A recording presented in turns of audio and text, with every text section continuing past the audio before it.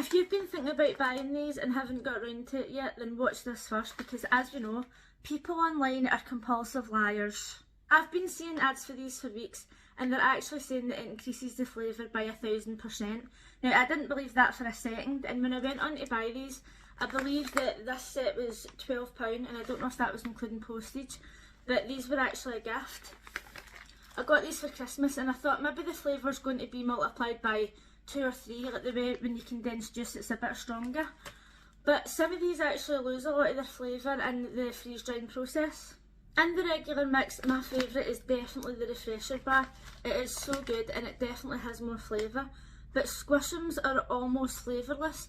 I didn't really know what it was, apart from the fact that you can tell it's a Squishum just by looking at it. But that doesn't mean that these sweets aren't good, because they are really tasty. Another thing is, if you don't like the consistency of honeycomb, like the middle of a crunchy, because it gets stuck in your teeth, then these are not for you.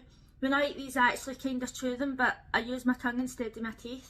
I was most excited about the sour mix because I love sour sweets, and unlike the regular mix, there's no window in the front so you can't see what's inside. So I opened it up and I was like, oh, this is going to be so good. So the first thing that I tried was this toxic waste bar. This has almost no flavour whatsoever, and if you're somebody who can eat Tang-fastics and go, oh, they're sour, then okay, maybe you'll taste something. But if you're like me and my friends in work who love to eat sour things and really be like, you know, sour to the absolute max, this is not it. I can't even tell that this is supposed to be sour. My favourite thing in this packet is the Refreshers Apple Sour Bar. This is actually sour and it tastes so good. It reminds me of Apple Hubba Bubba. I've never seen these before without being freeze dried, and this one is really good. I highly recommend it. If these two bags are in fact £12, I don't think it's asking too much, because they are nice, but I wish people selling them would stop saying that the flavour increases by 1000 times, because I thought nobody's going to be stupid enough to believe that. But I seen a comment in one of the videos saying, what's the big deal with these freeze dried sweets? And people in the comments were saying, oh, they're 1000 times more tasty, they're 1000 times more sour. And I thought, you have not tried them, and you're passing on information that you've been told, and you're so easily brainwashed that you're now telling other people this. And this is why I can't stand false advertising.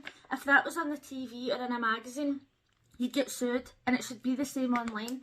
And I know it sounds as if I'm taking it too seriously, but people need to stop telling lies to sell stuff. It happens on TikTok continuously, and people are just so easily influenced that it's sad. Do I think that you should buy these freeze-dried sweets for £12? Aye, on you go, but don't expect them to be 1000 times more tasty. They're nice, and that's about it. And if you do get the sour mix, try these, because these are excellent.